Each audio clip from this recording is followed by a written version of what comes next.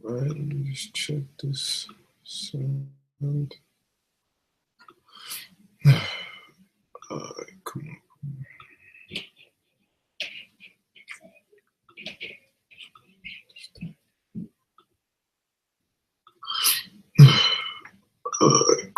on. Okay, sound good. All right. Shalawam, Israel. I'd like to give all praises, honor, and glory to YAHAWAH, Ba'ashem YAHAWASHI. Double honor to the apostles and the elders of Great Millstone, and Shalawam to Lek out there doing this work of faith and labor of love and true sincerity. Right, I want to get into a brief topic, concerning the Passover meal and the spiritual aspects of it. Of course, brothers in the know this information, but I wanted to present this to brothers out there that may not be a part of, a camp just yet, and are still learning, what the Passover entails, and, just learning about what this truth entails in general. And, just want to give them a portion of what the Passover is about concerning the meal and the spiritual aspects about this. And as well as, brothers that are newly to a camp, and this may be their first Passover, to give them some information, as well concerning this. So, through the spirit of YAHAWASHI, I hope brothers learn something. I hope brothers are edified, So, just in general, everything of the Passover represents YAHAWASHI, and the deeds which took place over there in Egypt, and the Lord passing over, our houses and killing, the firstborn of all the men, women, and children of Egypt, and concerning all their cattle and their animals as well, and passing over Israel that had the blood upon the doorposts. Well, now within this current times, for us to escape, out of Babylon and to be received within those chariots, we had to be sealed with the seal of salvation, which is the blood of YAHAWASHI upon us, man. So it's the same thing that's going to take place over here in modern day Egypt, which is America, aka Babylon the Great, that happened back there into old Egypt. Okay. And just getting directly, as I said, everything about the Passover itself is about YAHAWASHI. And when you look at the Passover meal itself, you typically will have, like your unleavened bread. You may have your romaine lettuce, and your horseradish, and of course the lamb, which represents YAHAWASHI, as him being that sacrificial lamb. Him dying on the cross, bearing the whole nation's sins upon his back. So, but getting into it, all right. This is the book of 1 Corinthians chapter 3, verse 1. And our brethren could not speak unto you as unto spiritual, but as unto carnal, even as unto babes in YAHAWASHI. So, coming into this truth, of course, we're babes, okay? So the Lord is feeding us, with that milk in order for us to be able to get to higher levels, within this truth at a higher level of knowledge, wisdom, and understanding, for the Lord to be able to sup with us even more as we grow within this thing, man, And, applying it back into the Passover meal, you could take the bread, which is YAHAWASHI, right? Going into John chapter 6, and I'll start at verse 32. Then YAHAWASHI said unto them, or start at verse 31. Our fathers did eat manna in the desert, as it is written, he gave them bread from heaven to eat. Okay. Then YAHAWASHI said unto them, verily, verily, I say unto you, Moses gave you not that bread from heaven, but my Father giveth you the true bread from heaven. Okay. For the bread of Yahweh is he, which represents YAHAWASHI, okay, which cometh down from heaven and giveth life unto the world. And what's that word that he gives life unto? The nation of Israel. First and foremost, the elect, and in its entirety, the whole nation, because, the rest of the nation of Israel will be saved through the elect within the kingdom. But on this side, they have to be baptized with that fire, man, to meet the second death, for them to be cleansed and get right with, and then be right within the kingdom, for their spirit to be cleansed. Right. So it says verse 34.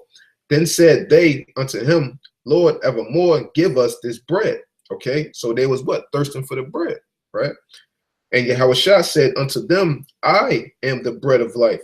He that cometh to me shall never hunger, and he that believeth on me shall never thirst. Okay, so what? Yahawashi is that bread. And as I said, the Passover meal, you have your bread, you may have your romaine lettuce, your horseradish, and your meat. So taking the unleavened bread into consideration, and you eating that unleavened bread as you tasting, as a babe, as you tasting of that heavenly gift, which is this knowledge, wisdom, and understanding, the volume of the whole book, Yahawashi himself. So we tasting that heavenly gift coming into this knowledge as being babes, man. So what happens after you taste it? You know what I'm saying? You feeling it around in your mouth and all that. You're like, yeah, this tastes good. That's the sweetness coming into this truth, learning it, and you're so excited, so on and so forth. Okay. But then afterwards, what comes the bitter part of this truth? Okay. And real quick, this is it's real basic scriptures, you know. This is the book of Ezekiel, chapter, is it 2 or 3?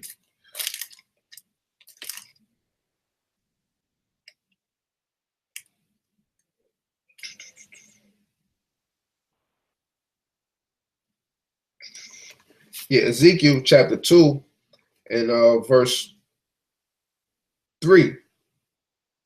Ezekiel 3 and 1. Moreover, he said unto me, Son of man, eat that thou findest, eat this roll, and go speak unto the house of Israel. So I opened my mouth, and he caused me to eat that roll. And he said unto me, Son of man, cause thy belly to eat, and fill thy bowels with this roll that I give thee. Then did I eat it, and it was in my mouth as honey for sweetness. So as I said, you know, getting back into the point of when you first coming into this truth, you know, and everything, what you tasting of that heavenly gift is sweet. You learning, the knowledge seems great, but then what? You got to expect the adversity, and that comes, then comes the bitterness with this truth, you know, and that's what you have. Why we have what? The bitter herbs, and you know, the bitter herbs, you know, represented the bitter bondage that we served over there in Egypt, and which we're serving here now in modern Egypt. Okay, go sit down, man. I'll be there in a minute. Go sit down. So that serves as, you know, the bitterness what we served in old Egypt and in modern Egypt, which is America, aka Babylon the Great. All right. So real quick, this is Slakia.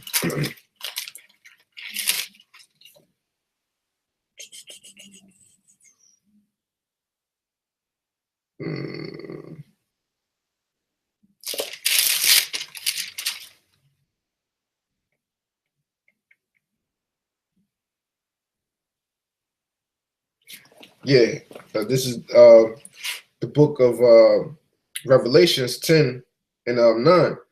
And I went unto the angel and said unto him, Give me the little book. And he said unto me, Take it and eat it up, and it shall make thy belly bitter, but it shall be in thy mouth sweet as honey. Okay, so what? As soon as what he ate it, you know, it was sweet in his mouth. That's the beginning. But then going through the digestive process, it became bitter, which came to a later on point, because it takes time for your body to break down the food to be able to digest it. So as that was going on, time went by, so it started to get bitter. And your belly being bitter also can represent your mind at the same time, because, you know, Satan is constantly getting on your nerves, you know, plaguing your life in different ways, shapes, form, and fashions. And then you truly understand the gravity of this truth when you're going through the bitterness of this hell, you know. But when you look at it, we've been going through hell all our lives, even before this truth. So coming into this truth, you know, it shouldn't be no great thing to know and to accept that you have to suffer for this truth, because now, you know, you're no longer suffering for wickedness, but you're suffering for righteousness' sake in the name of YAHAWASHI. Okay, so when you look at those bitter herbs, right, you have the romaine lettuce, and then you have the horseradish.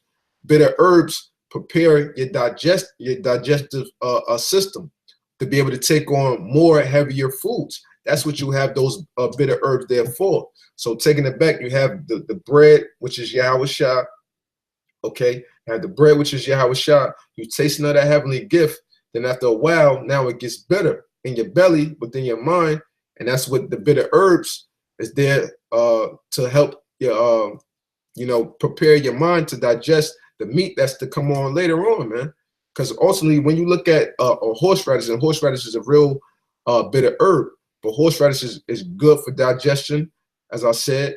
And the horseradish, it opens up, like when you eat it, you're gonna notice that funky kick to your nose, and you know what I'm saying, your eyes might start to water up or whatever the case may be, and your bronchial tubes in your chest open up, man. So what? That it helps for the respiratory system. Okay, it helps you be able to breathe. Now, how do we breathe? We breathe through the spirit of Yahawah himself. Okay, so because it's Yahawah that puts the breath in us. So this is all spiritual, man. You know, this is the book of Wisdom of Solomon, chapter 7, verse 24. For wisdom is more moving than any motion. She passeth and goeth through all things by reason of her pureness. For she is the breath of the power of Yahawah and a pure influence flowing from the glory of the Almighty. Therefore can no defiled thing fall into her. So as I said, as you're eating, that horseradish representing, the bitterness of our bondage and, the bitterness of your mind going into Revelations 10 and 9, it's preparing your body and all of that to be able to receive the truth of Yahawah Ba'ashem Yahushua. Okay, opening up your bronchial tubes so that on a spiritual aspect, you can receive the word, man, more readily available to you as you grow within this truth. And now what you get to the point where you can actually deal with the meat of the scriptures, man. It's all spiritual. Now, after you dealing with the bitterness, now the Most High Yahawah Ba'ashem Yahushua start to reveal more things unto you, start to bring a more knowledge to you, open up your understanding more, and deal with you on a more knowledgeable tip for you being tested and tried through wisdom to be able to accept the meat, man. So that's what this thing is all about, So to bring it back, you have the bread, you have the romaine lettuce, you may have the horseradish, and you have the meat. The bread is you tasting of that heavenly gift when you come into this truth, and everything is all sweet, so on and so forth. But as that time goes on, now it starts to get bitter, and that's that horseradish right there, and preparing your digestive juices, to be able to set more knowledge, wisdom, and understanding. But in order for that to happen, the horseradish, opens up, your bronchial tubes, so that more breath can enter into you, which is the spirit of Yahawah himself can enter more into you and flow through you, so you can actually accept YAHAWASHI and the meat of the scriptures that come with this truth, man. So everything of this truth is spiritual, man. The meal and everything, man. So when you're in this truth, as I always like to say, you got to see all things through the spirit. You can't overlook one thing within this truth, man, because the one thing that you overlook, it may can cost you, So, and we know with these times in which we in, we got to understand how important, this Passover is, the meal is, the seriousness and the gravity of the solemn assembly that we are to keep year by year, in honor of Yahawah Ba'ashem Yahushua, So with that, I hope this quick segment was edifying. I'd like to give all praises, honor, and glory to Yahawah Ba'ashem Yahushua. Double honors to the apostles and the elders of Great Millstone, and shalawam to the elect out there doing this work of faith and labor, love, true sincerity. Shalawam.